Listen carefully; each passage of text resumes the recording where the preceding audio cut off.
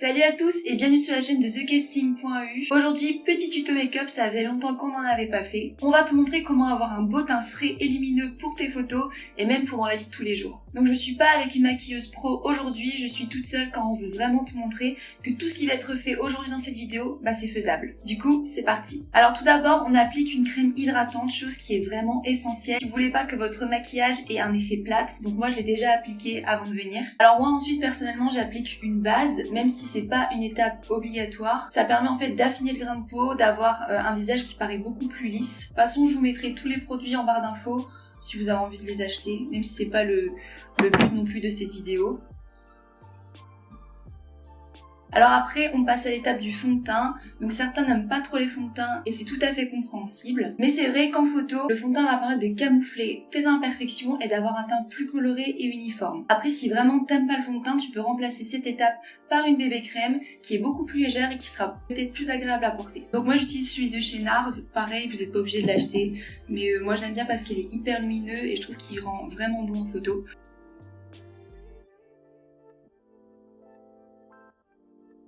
Vous pouvez l'appliquer aussi avec un pinceau, mais moi je préfère un beauty blender, je trouve que l'effet est plus naturel. Et justement ça évite l'effet plâtre, mais vraiment éviter en photo. Alors une fois que ça c'est fait, on passe à l'anti-cerne. Alors clairement c'est mon indispensable personnellement étant donné que j'ai des cernes très prononcées. Mais même si tu n'as pas de grosses cernes, mettre un anti-cerne ça va permettre d'illuminer ton visage et le rendre beaucoup plus frais. Moi j'en mets aussi sur la paupière, ça permet de cacher les petites veines colorées qui sont pas très jolies. Ensuite je reprends mon beauty blender et je viens tapoter.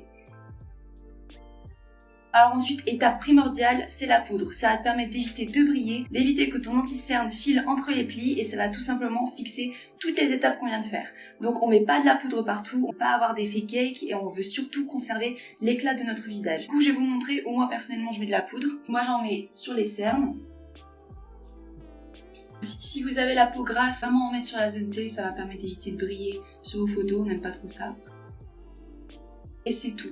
Faut pas non plus avoir un effet plâtre, du coup. Moi personnellement, les zones stratégiques, c'est les cernes et la zone T. Après, étape qui n'est pas forcément obligatoire, ça dépend de l'effet que tu préfères, mais on passe à l'étape du bronzer. Donc ça va permettre de définir correctement les contours de ton visage et de les mettre en valeur. Moi personnellement, j'utilise aussi pour donner un peu de couleur au teint. Donc la petite astuce, si vous avez du mal vraiment à définir vos contours, c'est tout simplement de faire le poisson. Moi personnellement, c'est ce que je fais. Je trouve que c'est plus facile. Donc, petit poisson. Et on vient creuser. Après il y a la technique aussi du 3, mais je trouve que ça fait, je sais pas, moi j'aime pas trop. Chacun fait comme il veut, moi je préfère creuser en mode poisson, c'est plus simple. Si vous avez un grand front ou vous voulez cacher un peu le double menton, n'hésitez pas du coup à aller dans ces endroits-là.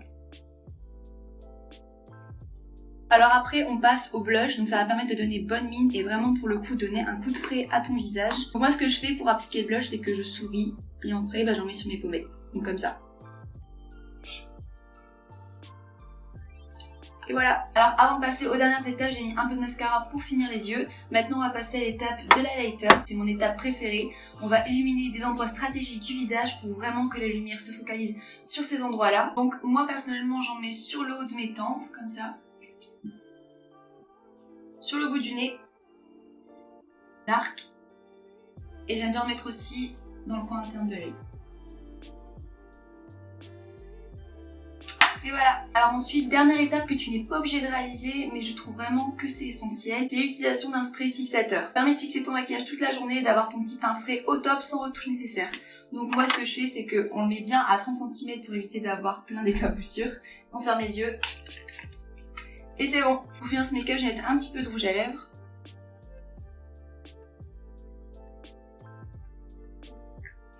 Voilà, cette vidéo est maintenant terminée. On espère que ça t'a plu et surtout que ça t'a aidé. Tu peux retrouver d'autres tutos en cliquant sur le petit i qui s'affiche. Et sur ce, à très bientôt.